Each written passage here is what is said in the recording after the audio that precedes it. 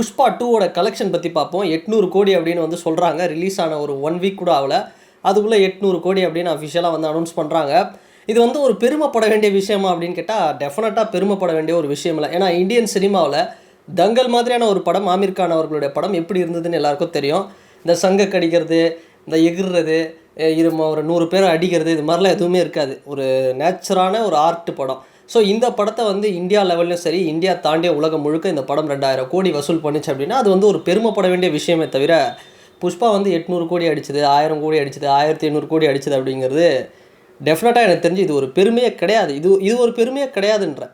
Pushpa part 1 கூட ஒரு நல்ல கலெக்ஷன் பண்ணிச்சுன்னா அது வந்து சொல்லலாம். புஷ்பா 2 வந்து ஒன்றுமே இல்லை, ஃபுல்லாக வந்து ஏதோ ஒரு மாசாக எடுக்கிறோம் அப்படிங்கிற பேரில் ஒரு மாதிரி கிரிஞ்சு நிறைய பண்ணி வச்சுருக்காங்க. பட் கம்பேர் பண்ணால் புஷ்பா 1 தான் பெட்டரான படம், புஷ்பா 2 ஒரு சுமாரான படம்.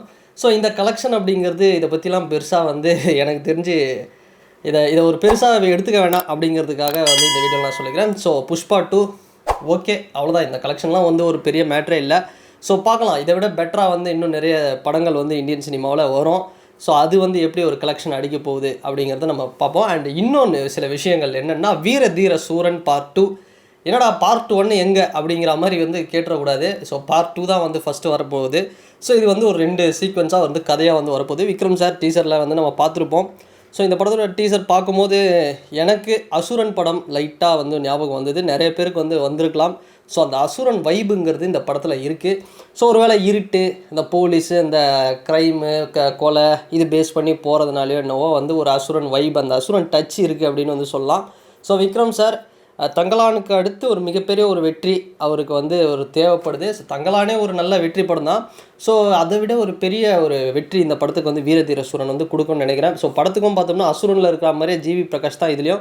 ஸோ துஷாரா அவங்களுக்கும் விக்ரம் சாருக்கும் வந்து ஒரு நல்ல ஒரு இது இருக்குது, ஒரு கெமிஸ்ட்ரி இருக்குது. டீசர் பார்க்கும்போது தெரியுது. இதை தாண்டி நடிப்பு அரக்கன் என்று சொல்லக்கூடிய எஸ்ஜே சூர்யா அவர் வந்து பார்த்தோம்னா இன்னும் அந்த நானி சாட்டர்டே, அப்புறம் அந்த இதுக்கு முன்னாடி வந்த ராயன், இந்த படத்தில் என்ன வைப்பில் இருந்தாலும் மனுஷன் அதே வைப்பில் தான் இருக்கிறாரு. ஸோ படம் தெரிக்க போகுது. ஸோ படம் என்னென்னா பொங்கலுக்கு வருமா அப்படிங்கிறது, பொங்கலுக்கு தான் வரும், பட் வருமா அப்படிங்கிறது ஒரு டவுட்டாக சொல்லலாம். ஏன்னா ஆல்ரெடி கேம் சேஞ்சர், விடாமுயற்சிலாம் வந்து பொங்கலுக்கு வந்து லாக்காக இருக்கிறதுனால ஜான்வரி 2025 அப்படின்னு வீரதீர சூரன் சொல்லியிருக்கிறாங்க. பட் பொங்கலுக்கு அஃபிஷியலாக வர வாய்ப்புகள் இருக்குது. பட் இருந்தாலும் ஒரு 50-50 தான். ஸோ அதனால் எனக்கு தெரிஞ்சு இந்த படம் பெரிய ஒரு சாதனையை வந்து விக்ரம் சாருக்கு வந்து க்ரியேட் பண்ணோம். ஏன்னா டிரெக்டர் அருண்குமார் சொல்லவே தேவையில்ல, பெரிய ஒரு டைரக்டரு, எல்லா ஜேனர்லேயும் வந்து படம் பண்ணியிருக்கிறாரு. ஸோ அவர் பண்ண பெஸ்ட்டில் சித்தா, ஸோ அந்த படம் வந்து வேறு லெவல் ஒரு படம். ஸோ தமிழ் சினிமாவில் எப்பவுமே ஒரு கிளாஸ் லிஸ்ட்டில் அந்த படத்தை வைக்கலாம், அந்தளவுக்கு ஒரு சூப்பரான படம். ஸோ வீரதீர சூரன் டீசர்.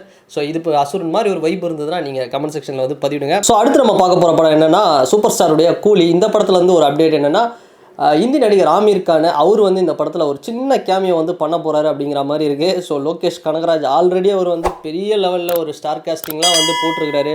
நாகார்ஜுனா, உபேந்திரா அப்படின்னு வந்து வேறு லெவலில் ஒரு கேஸ்டிங் படத்தில் இருக்குது. ஸோ இதை தாண்டி ஆமீர் கான் உள்ளே வந்தார்னா எனக்கு தெரிஞ்சு இந்த படம் ஃபஸ்ட்டு 1000 crores அப்படிங்கிறத தமிழ் சினிமாவில் இந்த படம் ஒரு ரெக்கார்டு வந்து க்ரியேட் பண்ணோம். ஆல்ரெடி லோகேஷ் கனகராஜ் அவர்களுடைய லியோவே பார்த்தோம் அப்படின்னா 600 கோடி கிட்ட வசூல் பண்ணப்படும். ஸோ தலைவரோட ஜெயிலர் வந்து பார்த்தோம் அப்படின்னா அது ஒரு 650 கோடி வசூல் பண்ணப்படும். ஸோ 600 போட்டுக்கோங்க. ஸோ என்ன வருது 1200. கண்டிப்பாக கூலி ஒரு 1200 கோடி வசூல் பண்ணக்கூடிய ஒரு ஸ்டஃப் வந்து இருக்கலாம் இந்த படம்.